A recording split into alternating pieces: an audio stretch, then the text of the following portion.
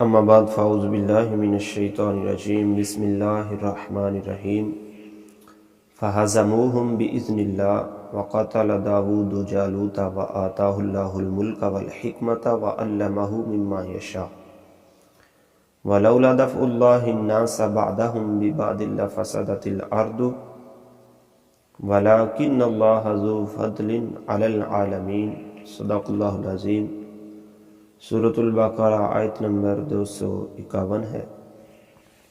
اللہ تعالیٰ فرماتے ہیں تو پھر انہوں نے اللہ کے حکم سے دشمنوں کو بھگا دیا اور داود نے جالوت کو قتل کر دیا اور اللہ نے اسے سلطنت اور حکمت عطا فرمائی اور اسے جو چاہا سکھا دیا، اور اگر اللہ لوگوں میں ایک کے ذریعے دوسرے کو دفع نہ کرے تو ضرور زمین تباہ ہو جائے، مگر اللہ سارے جہان پر فضل کرنے والا ہے۔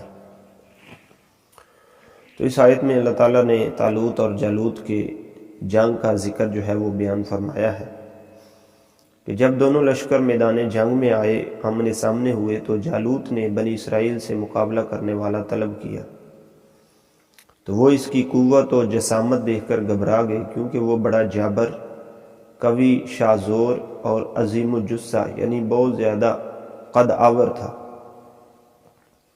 طالوت نے اپنے لشکر میں اعلان کیا کہ جو شخص جالوت کو قتل کرے گا میں اپنی بیٹی اس کے نکاح میں دے دوں گا اور آدھا ملک اسے دوں گا، مگر کسی نے اس کا جواب نہ دیا۔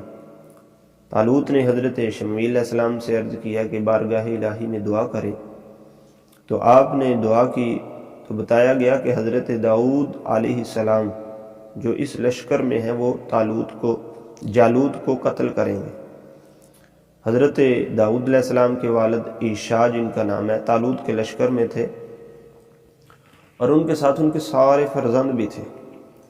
تو حضرت داؤد علیہ السلام ان میں سب سے چھوٹے تھے اور بیمار تھے، تو بیماری کی وجہ سے رنگ جو ہے وہ زرد ہو گیا تھا اور بکریاں چرایا کرتے تھے۔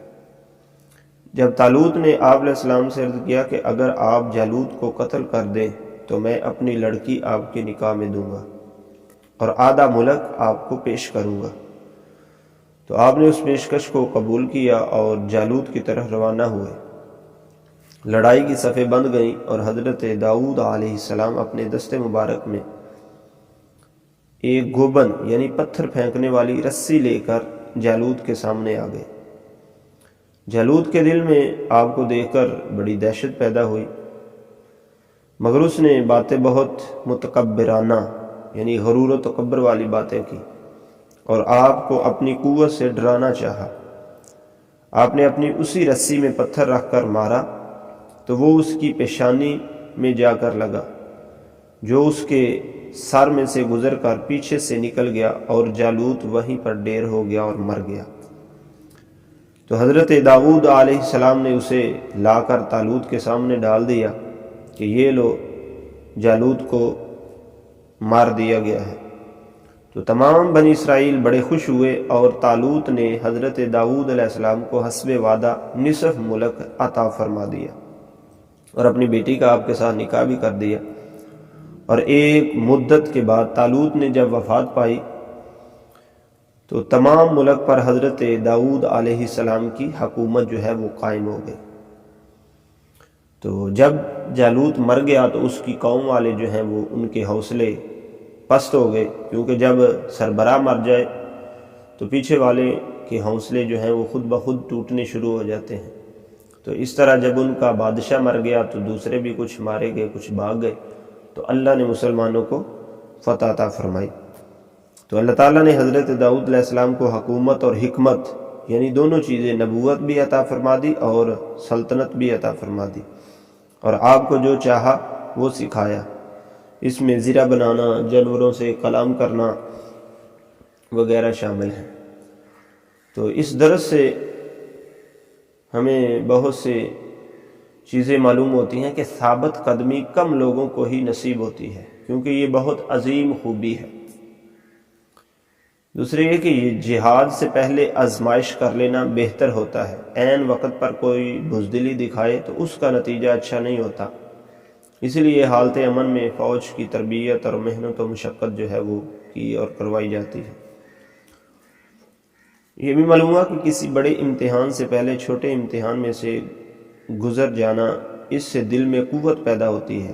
گرمیوں میں روزے رکھنا ہے تو مشکل، مگر جب ہلکے گرم موسم میں روزے رکھیں گے تو مشق ہو جائے گی، پھر گرمیوں میں رکھنے آسان ہوں گے۔ اسی طرح بڑی چیزوں پر صبر کرنا مشکل ہوتا ہے، جب چھوٹی چھوٹی پر صبر کریں گے تو بڑی پر بھی صبر آ جائے گا۔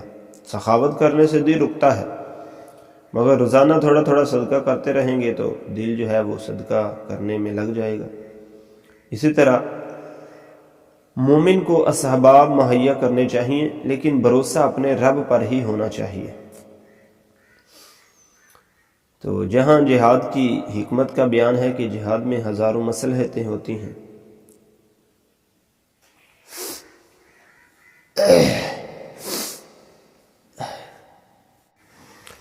اگر گھاس نہ کاٹی جائے تو کھیت برباد ہو جائیں گے۔ اسی طرح اگر جسم میں گندا مواد جمع ہو جائے، آپریشن کے ذریعے نہ نکالا جائے تو جسم بگڑ جائے گا۔ اگر چور ڈاکو نہ پکڑے جائیں تو امن برباد۔ ایسے ہی جہاد کے ذریعے مغرور اور باغی کفار کو دبایا نہ جائے تو نیک بندوں کا جینا جو ہے وہ محال ہو جائے گا۔ اس لیے جہاد پر اعتراض کرنا حماقت ہے۔ جو لوگ جہاد پر اعتراض کرتے ہیں وہ اپنی حماقت کا اظہار کرتے ہیں۔ آگے اللہ تعالیٰ نے فرمایا تِلْکَ آیاتُ اللہِ نَتْلُوهَا عَلَيْکَ بِالْحَقِّ وَإِنَّکَ لَمِنَ الْمُرْسَلِینَ۔ یہ اللہ کی آیتیں ہیں کہ ہم اے محبوب تم پر ٹھیک ٹھیک پڑھتے ہیں اور تم بے شک رسولوں میں سے ہو۔ یعنی گمشدہ تاریخی حالات اور علوم غیبیہ کی عطا آپ کی نبوت کی دلیل ہے کہ آپ نے نہ تو علم تاریخ کسی سے حاصل کیا، نہ ہی مورخین کی صحبت میں رہے، نہ ہی مورخین کی کتابیں وغیرہ پڑھی، پھر ایسے حالات بیان فرمائے اور وہ بھی اس طرح بہتر اور خوبصورت انداز میں کہ سننے والا دنگ رہ جاتا ہے۔ تو اس سے معلوم ہوا کہ آپ اللہ کے سچے رسول اور صاحب وحی رسول ہیں۔ تو اللہ ہمیں سمجھنے کی توفیق عطا فرمائے۔